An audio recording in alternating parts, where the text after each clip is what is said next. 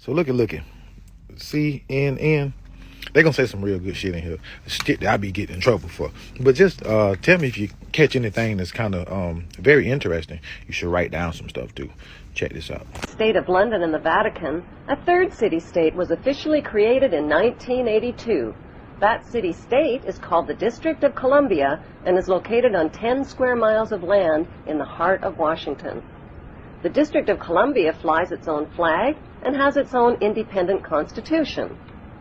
Although geographically separate, the city-states of London, the Vatican, and the District of Columbia are one interlocking empire called Empire of the City. The flag of Washington's District of Columbia has 3 red stars, one for each city-state in the 3-city empire. This corporate empire of 3 city-states controls the world economically through London's inner city, militarily through the District of Columbia, and spiritually through the Vatican. The Constitution for the District of Columbia operates under a tyrannical Roman law known as Lex Fori, which bears no resemblance to the U.S. Constitution. When Congress passed the Act of 1871, it created a separate corporate government for the District of Columbia. This treasonous act allowed the District of Columbia to operate as a corporation outside the original Constitution of the United States and outside of the best interests of American citizens. A sobering study of the signed treaties and charters between Britain and the United States exposes a shocking truth. The United States has always been, and still is, a British Crown colony. King James I was famous not for just changing the Bible into the King James Version, but for signing the First Charter of Virginia in 1606. That charter granted America's British forefathers a license to settle and colonize America. The charter also guaranteed that future kings and queens of England would have sovereign authority over all the citizens and colonized land in America stolen from the Indians.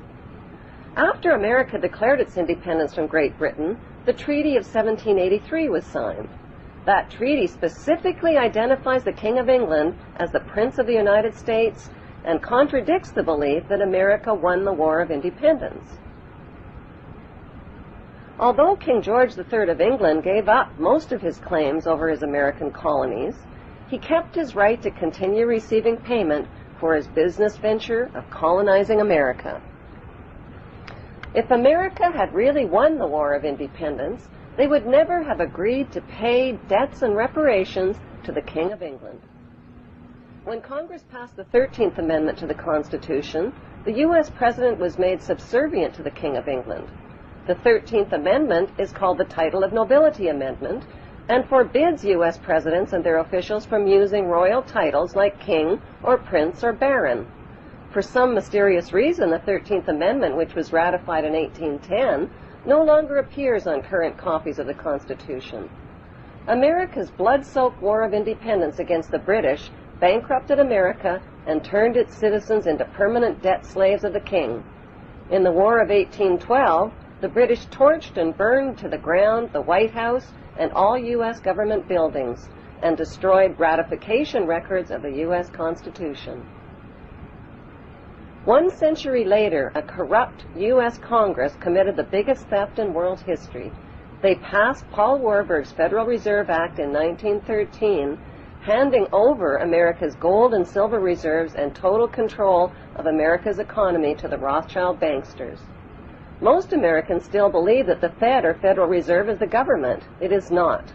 The Fed is a privately owned banking system whose majority Class A shareholders are the Rothschilds, Warburgs, Kuhn and Loeb, J.P. Morgan, Rockefeller, Israel Seif, and the Lehman Brothers. This private banking cartel is the Fed and is never audited and never pays taxes. They print and design America's money, which displays their symbols of an Egyptian pyramid, a Masonic all-seeing eye, and the words "In God We Trust." Who exactly is the God they trust?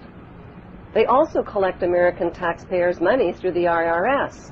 Then they loan it back again with interest to pay for roads, bridges, and other public. Most U.S. citizens believe that the United States is a country and that the President is the most powerful man on earth. The United States is not a country. It is a corporation, and the President is President of the Corporation of the United States. He and his elected officials work for the corporation, not for the American people. Since the United States is a corporation, who owns the corporation of the United States? Like Canada and Australia, whose leaders are prime ministers of the Queen and whose land is called Crown Land, the United States is just another crown colony. Crown colonies are controlled by the empire of 3 city-states. At the center of each city-state is a towering, phallic-shaped stone monument called an obelisk that points skyward. In D.C. city-state, the obelisk, known as the Washington Monument, was dedicated to Freemason George Washington by the Freemason Grand Lodge of the District of Columbia. The secretive Brotherhood of Freemasons laid the Washington obelisk's cornerstone in 1848 and contributed 22 Masonic memorial stones. 250 Masonic lodges financed the Washington Monument obelisk, including the Knights Templar Masonic Order. At the heart of London city-state is a 187-ton, 69-foot-tall Egyptian obelisk called Cleopatra's Needle. It was transported from Egypt and erected on the banks of the River Thames. In Vatican City, another Egyptian obelisk towers high above St. Peter's Square.